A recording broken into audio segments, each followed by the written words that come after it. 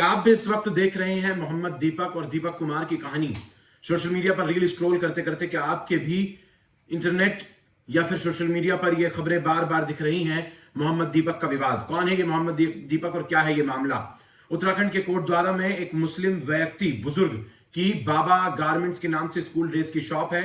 उस शॉप पर बजरंग दल के कुछ कार्यकर्ता निकलकर सामने आते हैं और कहते हैं कि यह दुकान का नाम आपको बदलना पड़ेगा।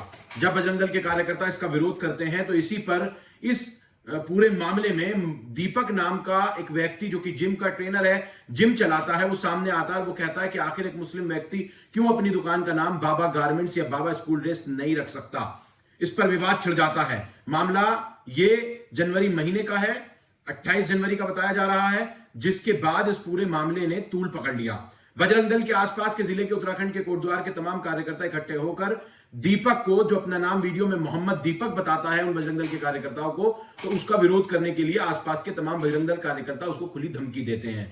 और उत्तराखंड की कोटद्वारा पुलिस और पूरे राज्य की पुलिस शांतिपूर्वक तरीके से देखती है, क्योंकि पिछले कई महीनों से जो कुछ या सालों से मैं कहूं उत्तराखंड में और आसाम में मुसलमानों के या फिर विशेष समुदाय के विरुद्ध जो कुछ अभियान चलाया जा रहा है, उसमें पुलिस किस तरह का रोल प्ले कर रही है यह किसी से छुपा नहीं है।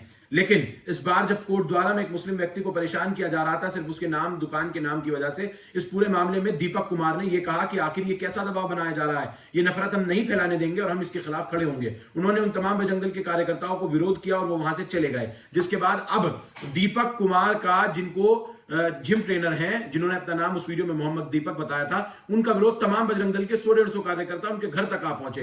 उनको मारपीट करने के लिए, उनको सबक सिखाने के लिए, उनको उल्टी सीधी बातें कहने के लिए पहुंच गए। और मौके पर देखिए, जहां 100-150 लोगों की भीड़ को काबू करना हो, वहां में 10-12 पुलिसकर्मी नजर आ रहे हैं। उत्तराखंड पुलिस कोटद्वारा पुलिस पूरी तरह से आज असहज सी नजर आई। ऐसा महसूस हो रहा था कि उनको पहले से ही ये सारी बातें मालूम थी। जबकि इस पूरे मामले में जो खुलासे दीपक कुमार अक्की ने किए हैं उसमें सीधे और साफ तौर पर यह है कि उन्होंने ये तमाम वीडियोस जिसमें बजरंग दल के कार्यकर्ता इकट्ठे होने की बात कर रहे थे, शहर में इकट्ठे होने की बात कर रहे थे, वो तमाम पुलिस प्रशासन को पहले से दी गई थी। तो सवाल यही खड़ा होता है कि जब नफरत के अंधेरे में रोशनी का, मोहब्बत का दीपक ने जलाया है, तो उसमें आखिर पुलिस की एक कैसी भूमिका है?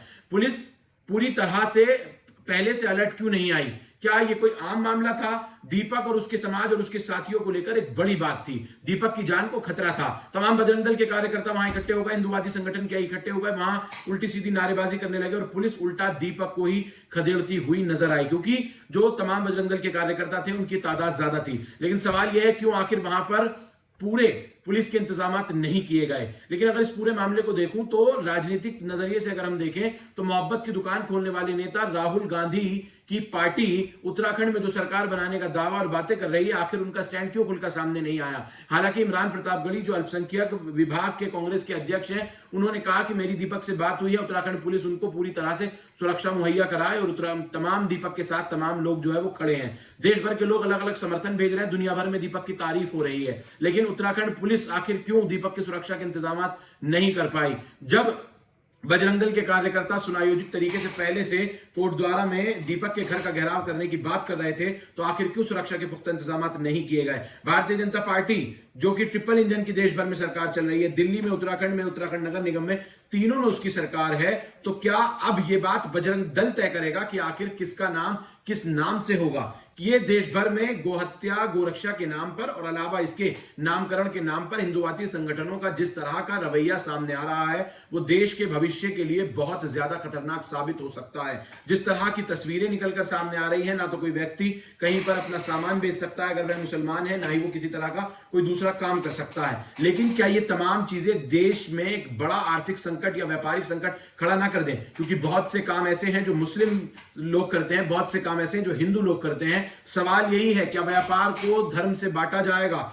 जो अभी तक बात देश के तमाम लोगों में नफरत फैलाने की भारतीय जनता पार्टी या फिर उनके जो कई नेता हैं जो बार बार बटोगे और कटोगे 20% 80% का नारा देते रहते हैं, या देश के गद्दारों को गोली मारो, वो तमाम नारे देते हैं, क्या उन लोगों को अदालतों की फटकार के बाद भी अभी तक किसी तरह का कोई कानूनी सबक नहीं मिला है? और इस तरह के संगठन जिसमें बजरंग दल, सेना, रक्षा दल, तमाम इस तरह के संगठन बन रहे हैं, क्या ये देश की आंतरिक सुरक्षा से खिलवाड़ नहीं कर रहे हैं? पुलिस प्रशासन को इस पर ध्यान नहीं देना चाहिए?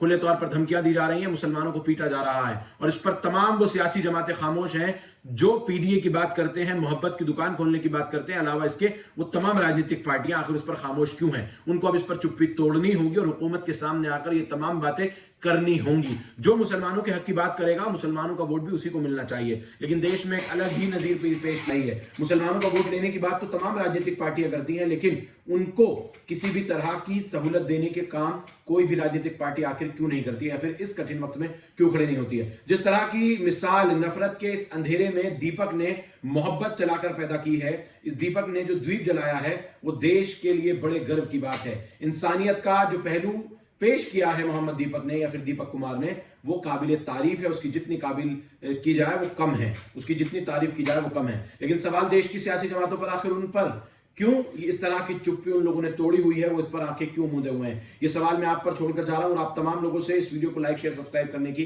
अपील भी करूंगा। देखते रहिए द अवेयर पॉइंट न्यूज। धन्यवाद।